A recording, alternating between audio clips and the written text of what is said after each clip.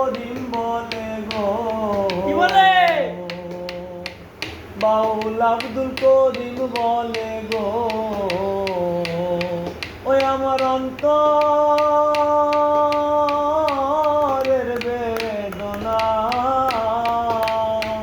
সোনার বরণ রূপের কিরণ না দেখলে বাঁচি না, সোনার বরণ রূপের কিরণ না দেখলে বাঁচি না।